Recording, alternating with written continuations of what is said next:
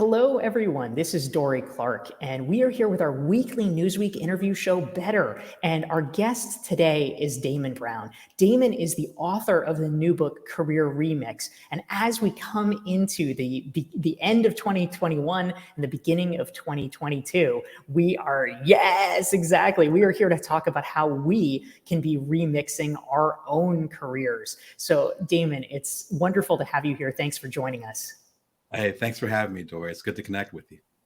Absolutely. And welcome to everybody who's joining us live. Please feel free to type your name and where you're dialing in from into the chat box, because we'd love to welcome you, and we'd especially love throughout the course of our presentation today to take your comments and questions for Damon Brown as you think about your career moving forward into the new year. So, Damon, the first question that I have, obviously, we are in a moment right now, a cultural moment, where everybody's talking about the great resignation that is continuing. We have joblessness levels that are at pretty much all-time lows. We have massive turnover where a quarter of Americans seem to have shed their jobs and perhaps be looking for something different and better over the course of the year. And so with all of this turnover and tumult, you're right in the thick of it with Career Remix. What is your take? What is your perspective on how we should all be thinking about our own careers and perhaps willfully choosing to remix them as we go into 2022? Yeah. And I appreciate that. You're right. Like it's such a unique moment. I'm similar to you where I've been in this space as far as with coaching, and I'm a former journalist, so similar to yourself. And the space that I've been in I've been kind of in it for about 5-6 years since I did my 2 startups. The second startup, called Cuddler, ended up selling it. And that was all happening, as you can probably hear in the background, while I was a primary caretaker of my wife and I's 2 sons. At the time, our first son was a baby. And so this idea of what I call non-traditional entrepreneurs, people were doing side hustles, people are solopreneurs, people are creating things, people are doing TV shows, from their location, just as you are, Dorie. This has been a space that's been growing for quite a few years, a space that I've been occupying. The challenging part, though, was that many years ago, we weren't really trying to have that conversation, as we would say, because we looked at traditional jobs as security. I get a paycheck every other week, every other Friday. It's been a long time since I've had a traditional paycheck. I think it's every other Friday. Someone tell me in the chat. But every other Friday, right? You feel me, Dorie? But every other Friday, right? Every other Friday, I get a paycheck. FICA and other things are taken out. I have a 401k or what the equivalent is. They match it, et cetera, et cetera. I'm doing this, I'm doing that. I might have stock options. I used to live in Silicon Valley, so I might have stock options, et cetera, et cetera. I'm good. I don't need to do anything on the side. And then slowly but surely, based on my research, that security was dwindling. And the best security, as you understand, Dorie, is to have multiple income streams. Now, I've always been interested in what millionaires do, and now we're talking billionaires, because millionaires, I guess, is passe now. But billionaires and what they do, and they talk about the average millionaire and now billionaire having 7 streams of income. That's something that I've been a big proponent of. I have several passive income streams, some of them from the books I've done, and some of them from the TV show I have with the Bring Your Worst show at youtube.com/Brown Damon. You can get it at damonbrown.net, all these different things. But those things were built over time. Again, Dorie, as you understand, it's not something that you do really quickly. When the pandemic hit, it sped up this transition. And so suddenly people are like, wow, my traditional job is shut down. My partner is actually a first responder. So she's in the medical industry. And so it's like, so that affected her job. I know people who are a lot of artists, like musicians. I'm friends with a lot of chefs because I love food. So a lot of my friends are chefs and so forth, right? How do they figure out how to have a business and how to pivot and how to, frankly, just pay their bills? What the Great Resignation is showing is that there are certain cracks and issues with the systems that we have, and not even necessarily political, not even necessarily as far as security, as far as Social Security and so forth, but just as far as how we look at our careers. We need to look at our careers and our networks independently of the job that we have. So there's what I call in the Career Remix, I call it an inner network and an outer network. right? So you have the inner network is I'm going to go and reach out to Bob. Bob in accounting, if a check is running slow or whatever, I can talk to him. It's like, cool. I know Susie over in HR. If I have an issue, then I can talk to Susie. She'll get anything done for me. I'm good. But what happens when you leave that environment? And that's one of the things I talk about in Career Remix is people are realizing that they need to build an outer network, not just the inner network. And when people say I'm a good networker, right? And I connect with people really well and all that stuff. And it's like, yeah, but what happens when you're a fish out of that pond? And again, Dorie, you can relate to this. We have similar paths. When you're independent, when you're on your own, when you're creating your own businesses, you actually have an outer network because you don't have an inner network. You don't have a job that you go to.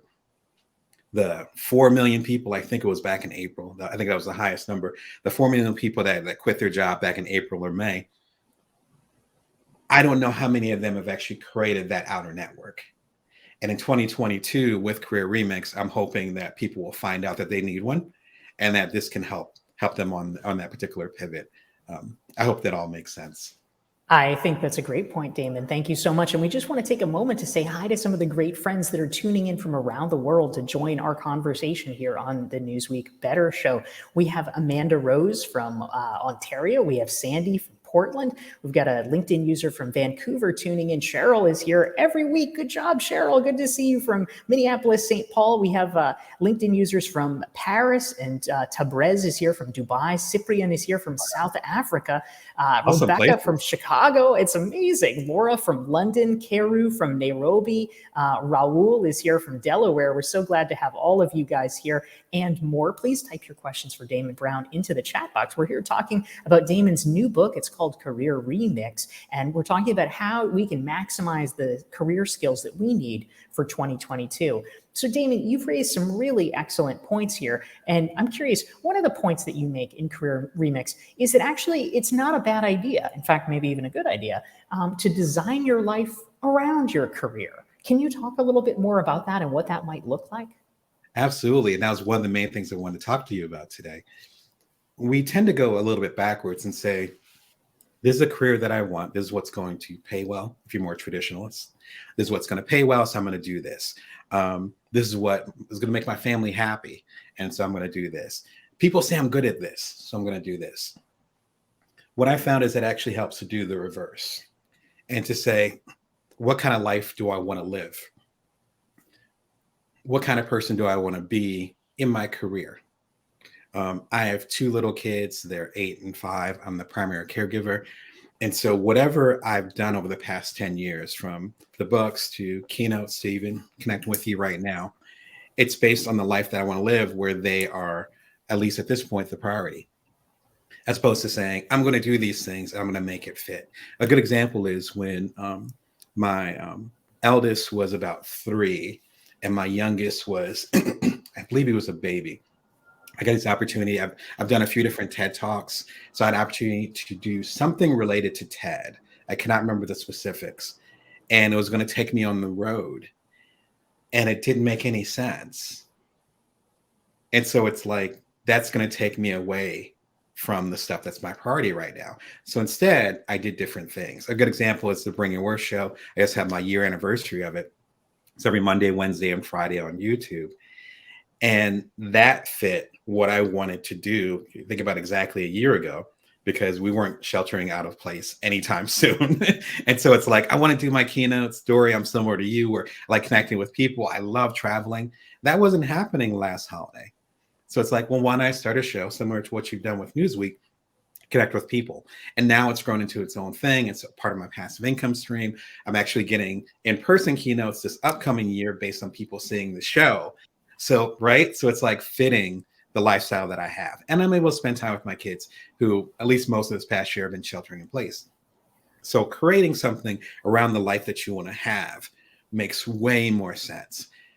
You know, the Great Resignation. And I mean, Dorie, you might know this better than I do. I think there's all these names that are coming up, like the Great Return, like the Great whatever, all these different terms that are coming up for 2022. Yeah, I am skeptical. My friend Anne-Marie Neal came up with my favorite one. She calls it the Great Retaliation. We have a similar attitude. I'm like, I don't know if it's gonna be a great return, but okay. If that's what you think, that's fine. As we go into this new environment, we have this rare opportunity.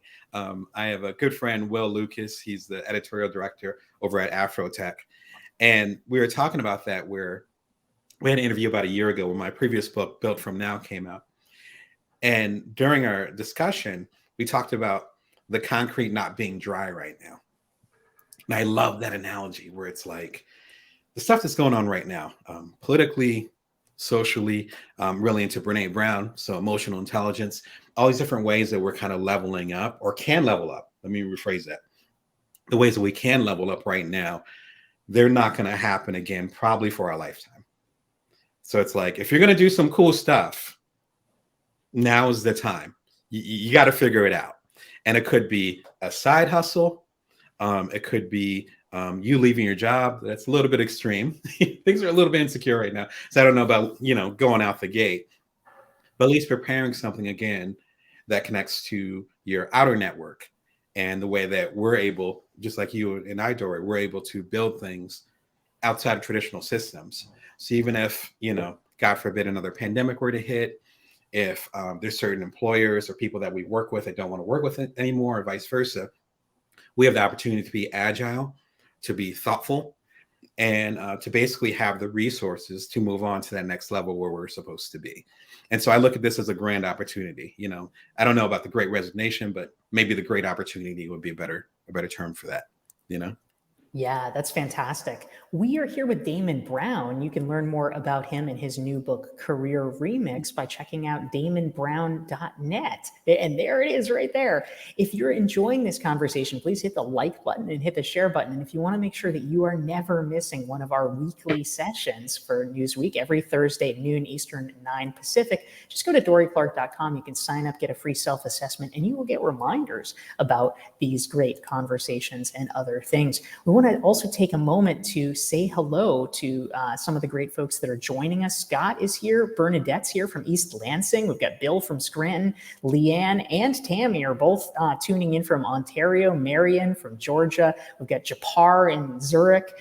This is great. Rex is here from Seattle. Donald from Colorado. Carly is here also from Ontario. Wow, Damon. I don't know if it's you or me, but somebody's big in Canada. So that's good. I like that. We do love Canada. Vancouver and Toronto are wonderful places, as is Montreal. Yeah, I love all of them. We want to give love across Canada. This is awesome. Yeah, the whole bottom shelf, exactly. We love it. I mean, Yukon, Nova Scotia. We don't discriminate here. I love it. Pratyusha is here from India. We've got Brad from Western Kentucky. We're so happy to have all of you. Please type your questions for Damon Brown into the chat box. We'd love to hear from you. Damon, one of the things that I was most fascinated by in Career Remix was one of the things you talked about was the question of power. You said that a lot of us, have power that we kind of need to uncover.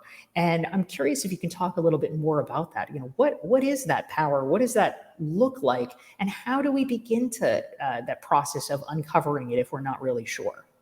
I love that question, Dorie. And in the several books I've done over the last few years, I realized that was a subtext of us owning our power. My whole book imprint is called Bring Your Worth. And so that starts with knowing your own power. It kind of doesn't matter how much power you have if you don't recognize it. I'll give a really simple example. Again, both you and I come from a journalism background. And there's so many journalists that I've talked to, particularly freelance, where I've been an independent journalist for a while. And that means you're pitching different publications, including like a Newsweek, right? And if you want to get meta for a second, and feeling like they're doing you a favor if they're running a particular article, if they're giving you a shot, etc. And we don't realize that without the journalists, particularly without the freelancers like myself and like yourself, Dorie, then those publications don't function. We saw a lot of that. We're seeing a lot of that with the Great Resignation or the Great Retaliation, which keeps popping up in the comments. Shout out to your friend who brought it up. But that's what we're seeing now. It's like people are realizing, oh, wait, not only does it not fit my lifestyle, but I don't have to do it. Wow. Okay. this is a revelation. Like, we didn't have to do it this way, and again, we have this in common. I tend to be relatively rebellious in thought. At least that's the feedback that I've gotten. So I've always had a viewpoint where I'm like, all right, we have these systems in place. They were here before I was born, as I talked about a little bit in Career Remix and the predecessor build from now. It's like these systems that were in place probably before I was born, but why are they here? Do they have to be here? Does it have to be the system? A really simple viewpoint of this is the hybrid workplace. And it's like, we could have been working remotely the whole time, but there's resistance from leadership.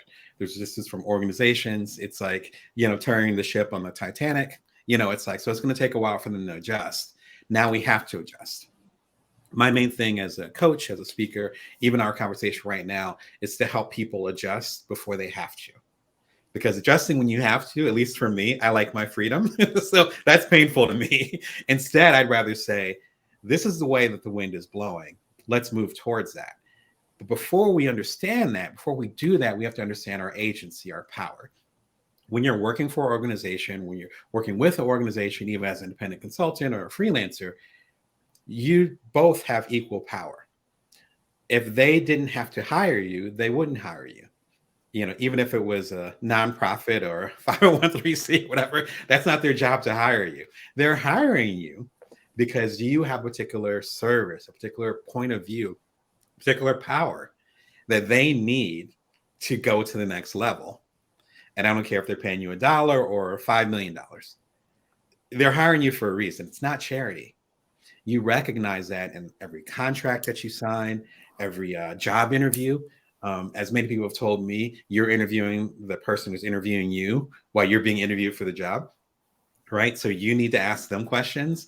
All those little details come from us understanding our agency and our power. And Career Remix, as you talk about, gets into that with a few of the chapters. But that's kind of like I'm realizing that's an ongoing thread with my books. It's like, hey, own your power.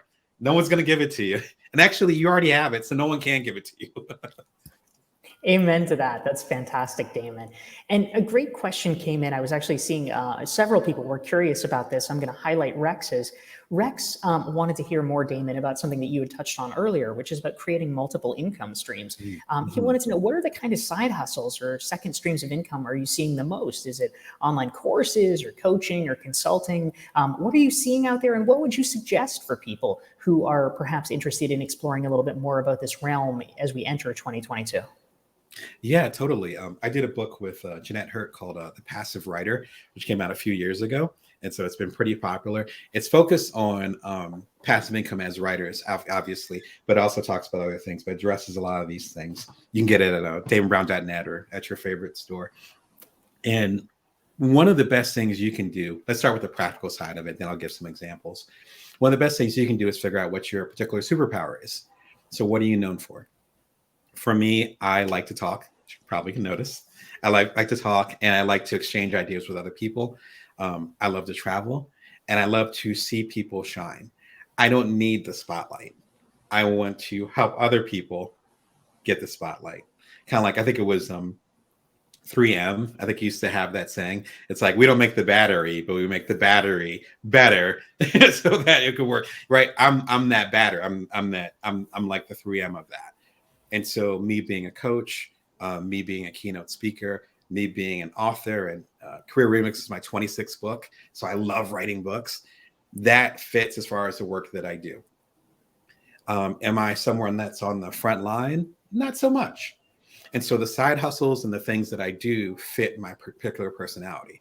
And you can ask my relatives, people have known me for a while, where me having deep conversations, and I'd be that guy that be at an awesome party and I'm having a deep conversation with like 2 or 3 other people with a drink in my hand in the corner.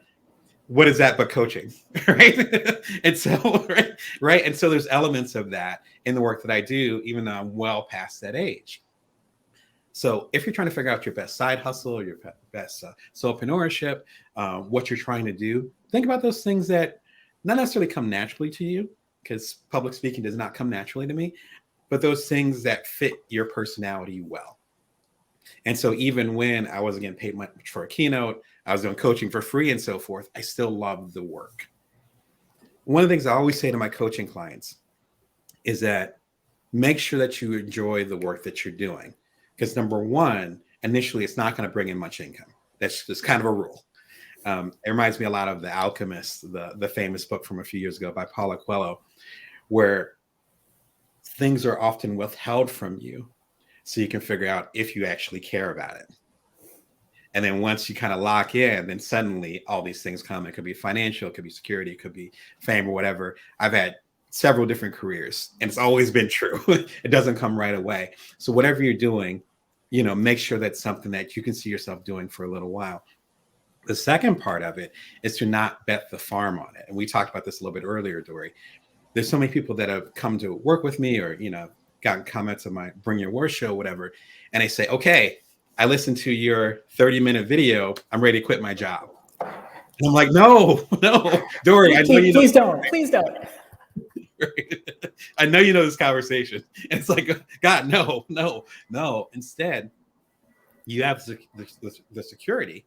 You have the resources to fund your next project. You have all these things from your day job. So just do a little bit on the side. And so many great things have come with side hustles.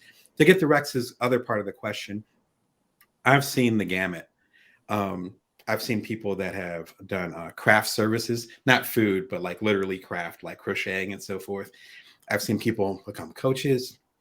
I've seen people do the online courses, which are really popular because everyone's remote, and Dorie, both you and I have online courses.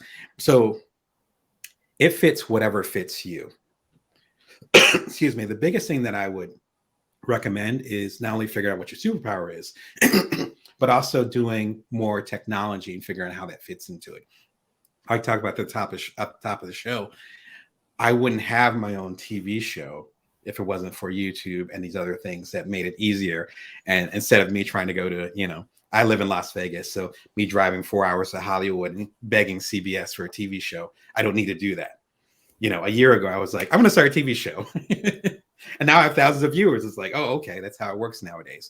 So really leveraging that technology and figuring out where you're being called to and create and keep that day job, because then that takes the pressure off of you having to have that side hustle work. My TV show was able to grow organically, just like yours has been, I'm sure, because that wasn't my only source. It didn't have to work. Instead, it grew organically, and now it's a beautiful thing. You raised such an important point, Damon. I love that. And in fact, my previous book, Entrepreneurial You, also talks extensively. Oh, thank you. I appreciate that.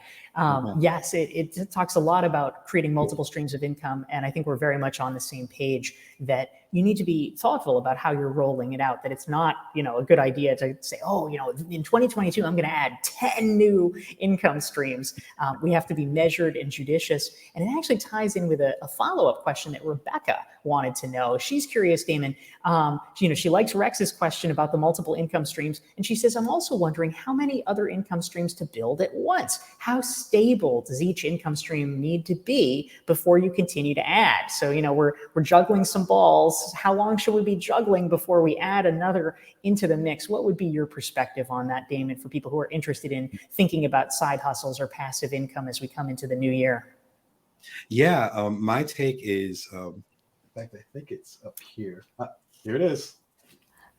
A great book called Martha Rules. Fantastic book. It came out about 15 years ago, 20 years ago. It was talking about passive income before I even knew what it was. So highly recommend it. Shout out to the author. But what it talks about is creating one thing and turning into many. And so I'll give a meta example. Before Career Remix, my last book was called Built From Now, How to Know Your Power, See Your Abundance, and Nourish the World. When the book came out, then it was a physical book. It was an audio book. It was, I think I did a course related to it. I did a show connected to it. And there's so many different ways that one thing became multiple streams. And so right now, I think when Career Remix comes out, it's coming out January 18th. I forgot to mention it. It's coming out in a few weeks. You can pre-order now. When that comes out, I will be at about 52 or 53 passive income streams. But that's over the course of 5 or 6 years and really being thoughtful about it. So if passive income streams are your priority more so than, say, a side hustle, or you're not sure if it's going to work, depending on the level that you're at, then try to create one thing and turn it into multiple things. For instance, again, Built From Now ended up becoming a course on Teachable. So I was taking that same content and putting it onto Teachable, adding some videos and some exclusive things, even expanding on the bibliography in the back and the videos and the insights that I got from, like I quoted Oprah in one of them. The whole Oprah interview was on there. So there's ways to multiply the one thing that you have into multiple streams of income. That would be the best advice I could give. But I mean, if you're just starting out, just try one passive piece of passive income. The second thing I would recommend really quickly is to actually ask the people that you serve.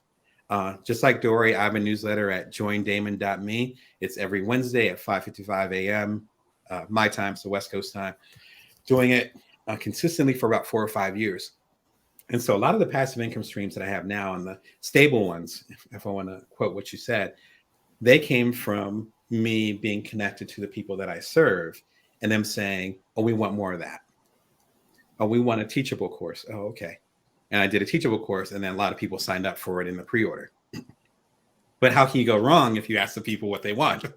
But first, before you ask people what they want, you actually have to be connected to the people, which is why having a newsletter, having something beyond social media, but some way to connect with people.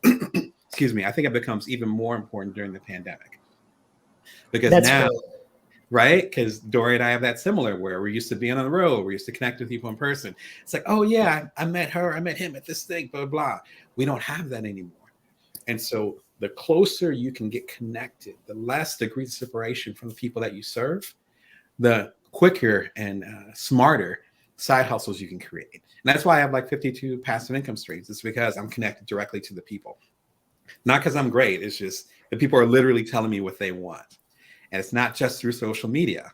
It's through all these other channels that I think are so important, particularly as we go through the great retaliation. It's like we need to connect with the audience that we want to serve. Yeah. Absolutely, Damon. This is fantastic. We probably have time for one more brief question. We have been here talking with Damon Brown. He's the author of the new, about to be released book. Pre-order it now. It's called Career Remix, and you can learn more at damonbrown.net. And if you want to make sure you never miss one of our weekly Newsweek interview shows, just follow me at dorieclark.com/LinkedIn. You can follow me there. You can sign up for my LinkedIn newsletter and get regular reminders about our conversations. So, Damon, the last question that I wanted to ask comes in from Marion from Atlanta, and he is curious about your thoughts. How can people begin to just take a more positive approach as we go into 2022? For so many people, for perhaps obvious reasons, 2020, 2021 has felt like kind of a negative time. We all feel like we've been in a little bit of a rut. There's a lot of people, especially if they've lost jobs or had disruptions, where they might be feeling a little bit frustrated. What are your thoughts briefly on how we can just all take a more positive approach as we go into the new year in thinking about our careers and about opportunities? Yeah, I think as I mentioned earlier, and thank you for that, Marion. That's a really good observation. As I mentioned earlier, is realizing that we only have one shot at this. So that's it. So something that we've heard a lot, and I'm sure the people in the comments have heard it, is I can't wait to get back to normal. So normal meant a lot of inequities. Normal meant you going back and forth to your job and doing the hellacious commute that you don't have to do anymore. I have a family, so normal might have meant not seeing them as much. Is that what we want? And so my question isn't so much, or my anecdote for that, anecdote for that wouldn't necessarily be everything's chippy and happy. People have passed away. There's jobs that aren't coming back. People are financially strapped in some cases. It's a rough period of time. No lie. Literally everyone's been affected. When we do bounce back, what is that going to look like? That's why my last book was called Built From Now. What is that going to look like? And so if you build from now, remix your career, keep going, then you're able to lean into the future and build something better. Right? And so if you're focused on that, you don't have time to be negative. That's why I've done so many books in the last couple of years. I'm trying to create a better future for you, for my family, you know, for when I'm gone. And this is a rare opportunity. This is something that 40 years from now, if we're still around, we're going to be telling people about. And the question, pardon my French, is what the hell did you do? How did you take advantage of this time? We had this 2-3 year gap where we could have reset everything. Okay, what did you do? Did you complain about how it wasn't how it was before?